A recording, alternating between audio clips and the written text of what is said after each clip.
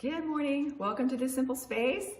How are you guys today? We are already into February. Can you believe that? Wow. It's just, I don't know if it's because I'm almost 54, if that's just like days and weeks just go by so fast. So hopefully you guys are having a good one and you're going powerfully into this next season and this next month. And that, as humans, we tend to chop things off into months and weeks, but our life is a journey. It's a journey. And today, we've been talking about life equity over the last couple of 3 weeks, 4 weeks, whatever it's been. We've been talking about that. And I hope that you get a sense of you should be inspired and encouraged, empowered, that it is infinite, that you don't have to get this thing checked off in a day or a week or a month or in 2021, that it's progressive layering of the things that you're learning and the things that you're doing. We're progressively creating and having the capacity to set that dream in, right? And then every time we set a dream and it begins to be out there, then guess what? The dream gets bigger and we do the process again. But I love that. I love that the more we layer and the more we build on the life experience that we have and the more skills we're able to add in a more focused channel, the more empowered you become. That is so the thing that makes my heart sing, is the thought of being able to empower you. That's my purpose, that's my passion, is to be able to empower you to maximize where you're at right now in your life. Sometimes we're in a space and we're doing okay. I want to give you the power to be able to maximize that and take it to the next level, right? So that's what we're here about. So today, I want to talk about stewarding the commodity. We talked about that your life equity is a commodity. It has value, and that through leadership, that commodity, you can transfer that, because leadership is influence. Leadership is when we take what we're learning, when we take what we're growing in, we take what we're designed for, and we share that and we put it out to people, because it's always people before the project. That's one of my favorite quotes, and it's by one of my favorite people in the world, my husband, Grant Gardner. So shout out to Grant there, but he tells me that all the time. Steph, don't forget, it's people before projects, and it really is.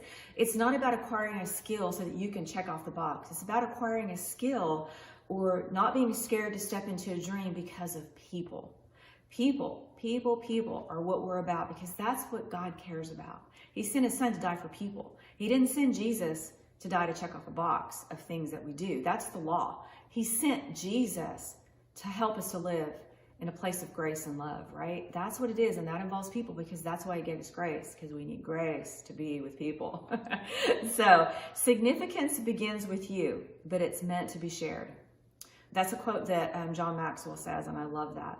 Significance begins with me. Okay, so I could say that's on the creation side of that equation, but it's meant to be shared. If I'm going to share it, there has to be capacity for that. So today, I just want to hopefully quickly, maybe as we have that equation in front of us of how we dream and stretch, and then how we're balancing that with knowing where that capacity is and where we need to enlarge that capacity, how do we transfer the value of our commodity into a hurting world?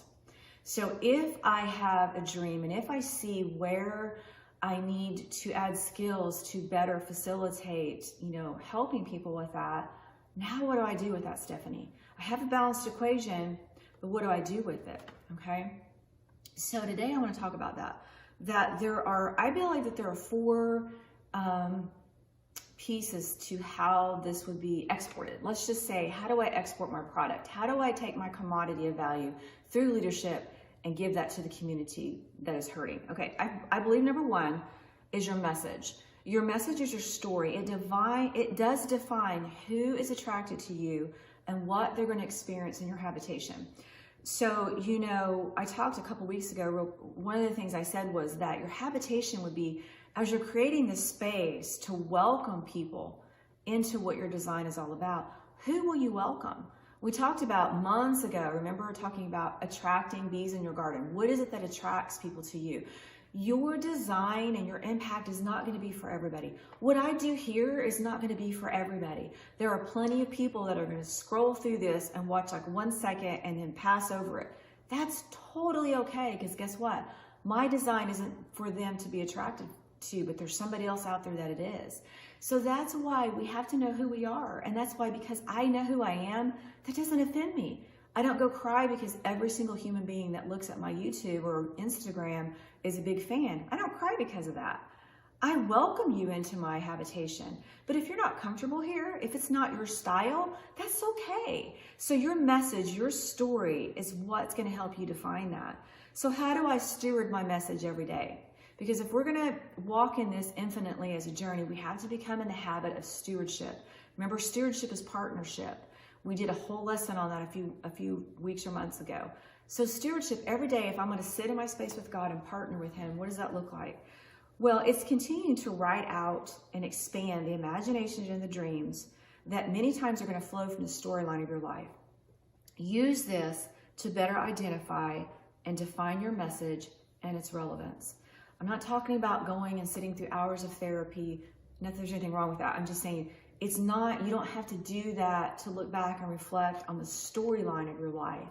Your life experiences are powerful. Even if you thought they were negative, there is something about understanding that life happens for you and not to you. For you allows you to move forward. To you keeps you in a place of victimization. So always look at life that way, even in the horrible moments and the dramatic, traumatic seasons of your life. As you work past that, allow yourself to look at that and say, all right, how did that define me? How can I identify my message in that?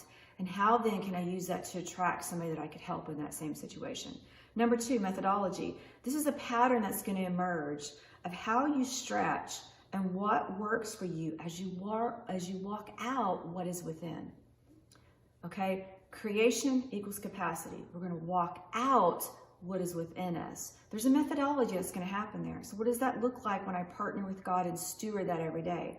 I continue seeking new opportunities as I refine what my opportunities begin to look like and what they link and connect.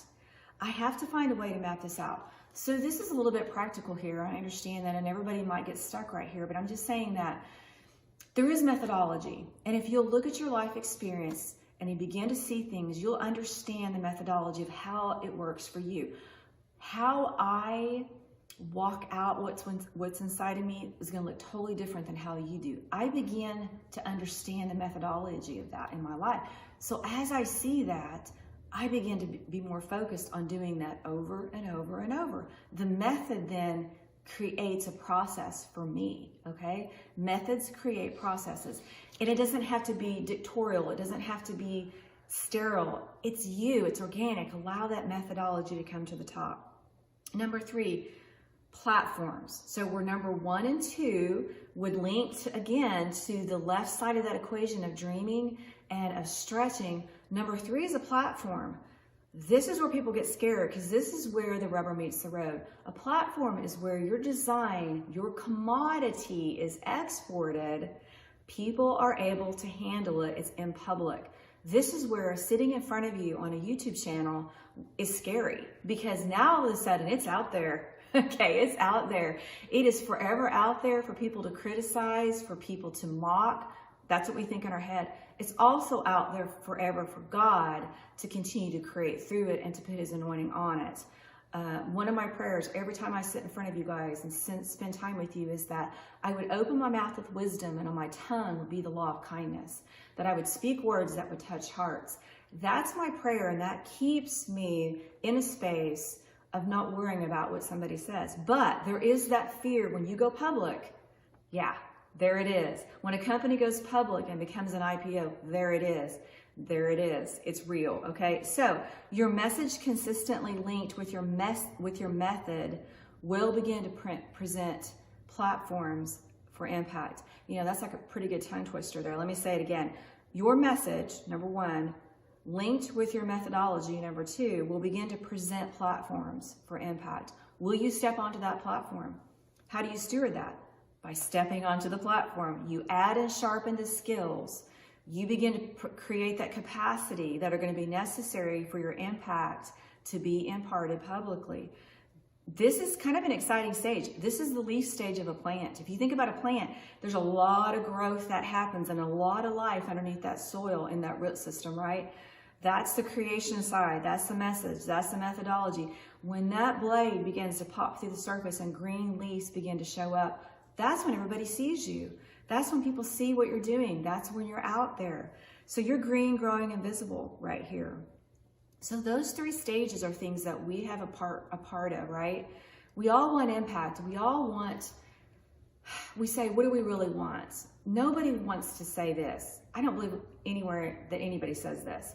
Well, Stephanie, what I really want is to leave a mediocre life legacy. I don't really want to touch anybody's life. I don't want to have impact. I don't want to have value. I don't want to matter, and I don't want to have meaning.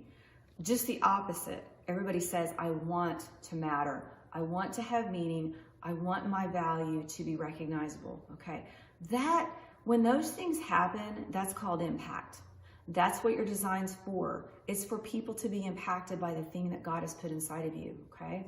That's what motivates and drives us to continue this journey of unpacking our design.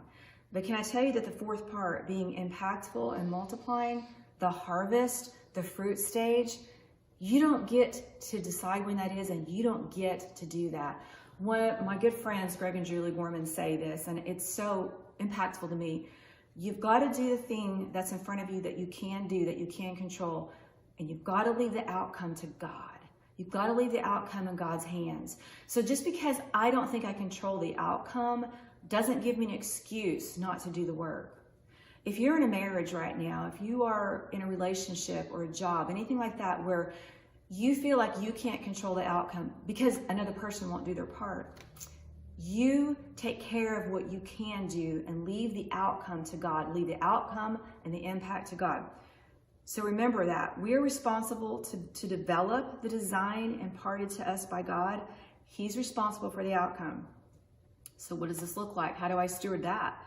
Simply trusting God to provide continual revelation and direction in the message, the methodology, and the platform, and then be faithful and connected to Him in those areas.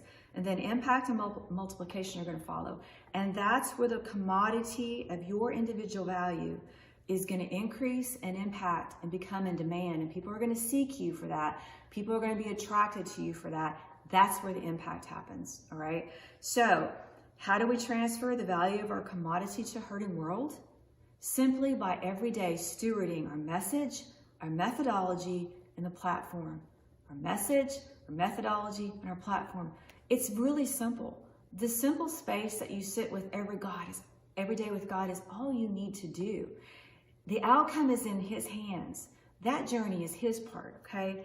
So I would encourage you again to read a couple of the books that I've recommended in this season. Life Equity with Marsha Blackburn, and then No Limits with John Maxwell. Both of these I think will have pieces that will help you get a bigger picture of what we've talked about.